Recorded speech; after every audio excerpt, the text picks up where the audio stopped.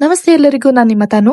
ಇವತ್ತು ನಾನು ಎಲ್ಲರ ಮನೆಯಲ್ಲಿ ಮಾಡುವಂತ ಸಿಹಿ ತಿಂಡಿ ಎರೆಯಪ್ಪ ಅಥವಾ ದಿಢೀರ್ ಕಜ್ಜಾಯ ಮಾಡುವುದು ಹೇಗೆ ಅಂತ ಈ ವಿಡಿಯೋದಲ್ಲಿ ಹೇಳಿಕೊಡ್ತಿದ್ದೇನೆ. ನಾವು 5 ಪಾವು ಬೆಳ್ತಿಗಕ್ಕೆ, 2 ಪಾವು ಉದ್ದು ಹಾಗೆ 2 ಸ್ಪೂನು ಮೆಂತೆ ತಕೊಂಡಿದ್ದೇವೆ. ಅದು 7 hours ಸೋಕ್ ಮಾಡಿ ಇಟ್ಟಿದ್ದೇವೆ.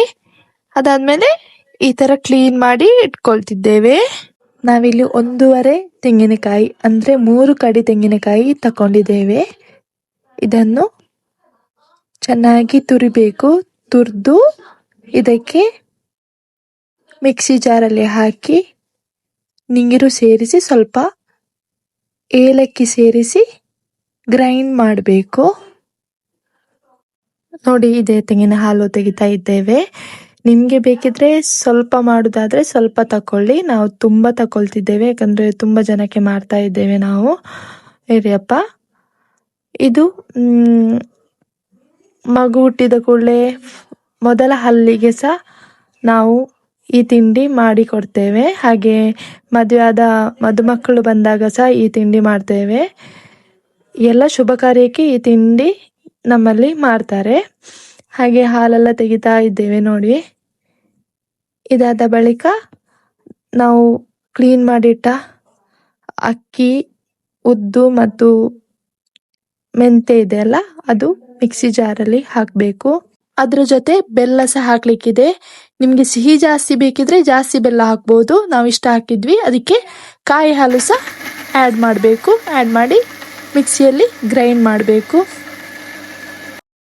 ಮಿಕ್ಸಿಯಲ್ಲಿ ಕಡಿದ ಬಂದ ಒಂದು ಪಾತ್ರೆಯಲ್ಲಿ ಹಾಕ್ತಾ ಇದ್ದೇವೆ. ಅದು ಸ್ವಲ್ಪ ನೀರಾದ ಕಾರಣ ಅದಕ್ಕೆ ಅವಲಕ್ಕಿ ಕ್ಲೀನ್ ಮಾಡಿ ಪುನಃ ಹಾಕಿ ಕಡಿತೇವೆ. ಆದರೂ ಸಹ ನೀರಿದ್ರೆ ಅದಕ್ಕೆ ಸ್ವಲ್ಪ ಅಕ್ಕಿ ಹುಡಿ ಸಹ ಹಾಕ್ತೇವೆ. ಕೆಲವರು ಮೈದಾ ಹುಡಿ ಹಾಕ್ತಾರೆ. ನಾವಿಲ್ಲಿ ಅಕ್ಕಿ ಹುಡಿ ಯೂಸ್ ಮಾಡಿದ್ದು. ನೋಡಿ, ಈಗ ಬಂದ ದಪ್ಪ ಆಯಿತು. ಅದಾದಮೇಲೆ ಒಂದು ಕಡಾಯಿಯಲ್ಲಿ ಎಣ್ಣೆ ಹಾಕಿ ಕುದಿಸಬೇಕು. ಅದೊಳ್ಳೆ ಕಾದ ಮೇಲೆ ಈ ಬಂದ ಹಾಕಬೇಕು.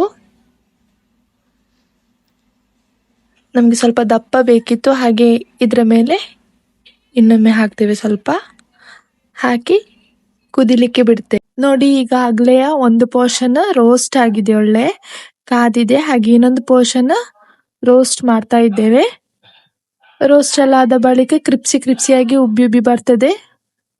ಆಗ ಕಲರ್ ಸಹ ಚೇಂಜ್ ಆಗ್ತದೆ. ಅದಾದ್ಮೇಲೆ ಒಂದು ಫಿಲ್ಟರ್ ಶೀಟಿಗೆ ಹಾಕ್ತೇವೆ ಎಣ್ಣೆ ಬಿಟ್ಕೊಳ್ಳಿಕ್ಕೆ.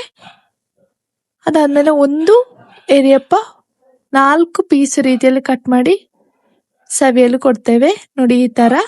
ನಿಮ್ಗೆ ಇಂಥ ಹೆಚ್ಚಿನ ಕಾಂಟೆಂಟ್ ಬೇಕಿದ್ರೆ ದಯವಿಟ್ಟು ಸಬ್ಸ್ಕ್ರೈಬ್ ಮಾಡಿ, ಸಪೋರ್ಟ್ ಮಾಡಿ. ಓಕೆ, ಬಾಯ್.